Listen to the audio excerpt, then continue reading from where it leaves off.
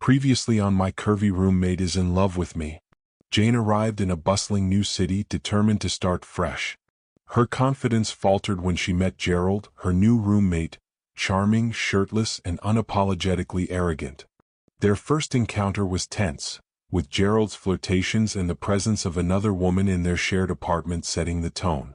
Later that night, Gerald hosted a party and Jane, despite her resolve, caught his attention in a stunning red dress. Their banter grew sharper, charged with unspoken attraction.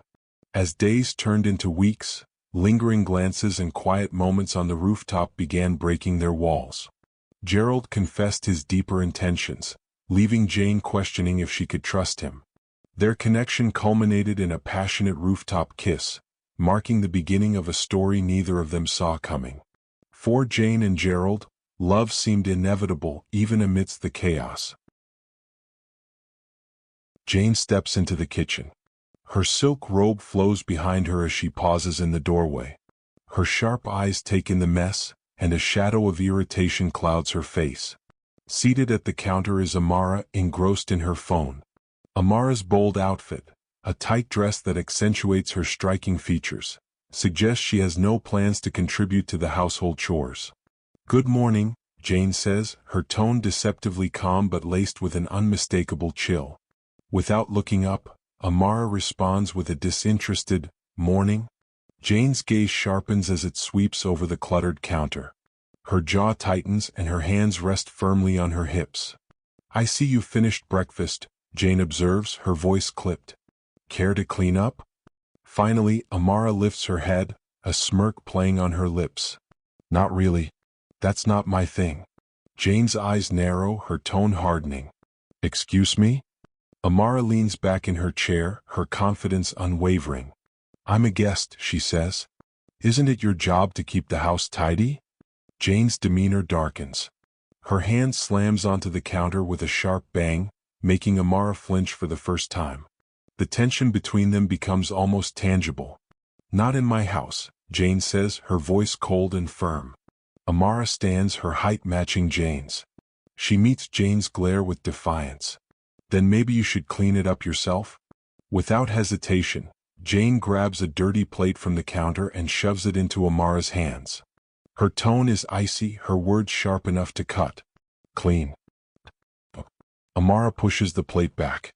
"Make me," she challenges. The room explodes into chaos as Amara shoves Jane's hand away. Jane retaliates, and soon the two women are in a full-blown tussle. Plates crash to the floor, shards scattering across the tile. Their screams echo through the house, a cacophony of anger and frustration. In another part of the house, Gerald stirs in his bed. The faint sounds of the altercation drift into his room, growing louder and more insistent. Gerald, shirtless and muscular, sits up, rubbing sleep from his eyes. His messy hair and slightly groggy expression soften his otherwise striking appearance. The noise from the kitchen crescendos, prompting Gerald to throw off the covers. He runs a hand through his hair, muttering under his breath before rushing out of the room.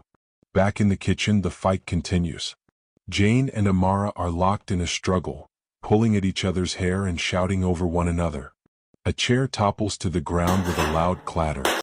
Suddenly, Gerald bursts into the room.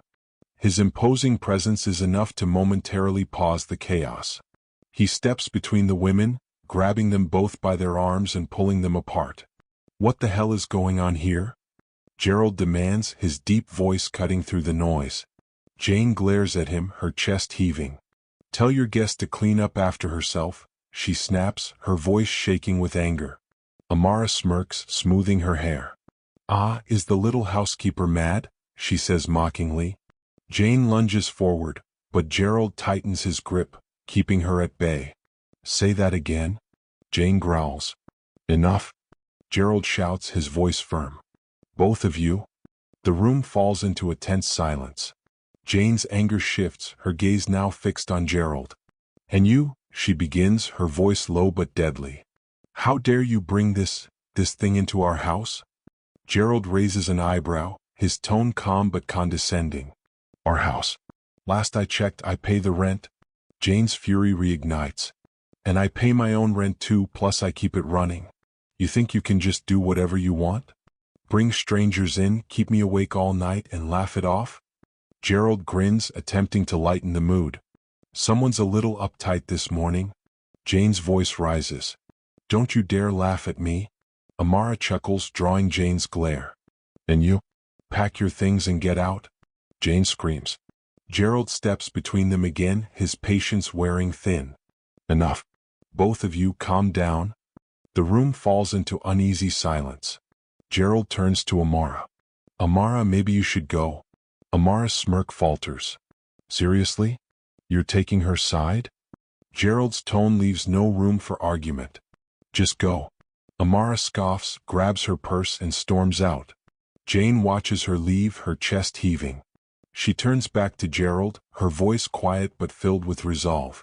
If you ever pull something like this again... Gerald cuts her off. You'll what? Leave? They lock eyes, the air between them charged.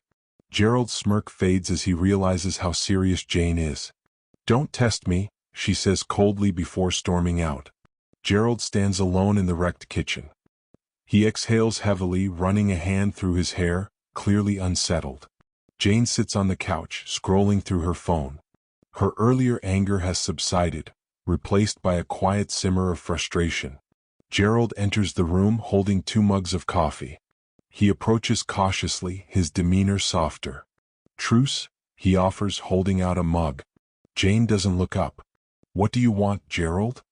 He sits beside her, setting the mugs on the table. To apologize.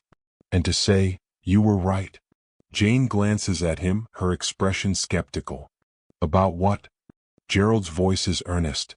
About everything. I shouldn't have brought her here. And I shouldn't have laughed at you. Jane studies him for a long moment before sighing. You're an idiot. Gerald's grin returns. But a charming one? Jane rolls her eyes but allows a small smile. Don't push it. They share a moment of quiet understanding.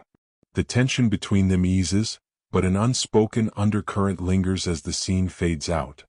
Thanks for watching. Stay tuned for our next episode, and don't forget to subscribe, comment, like, and share.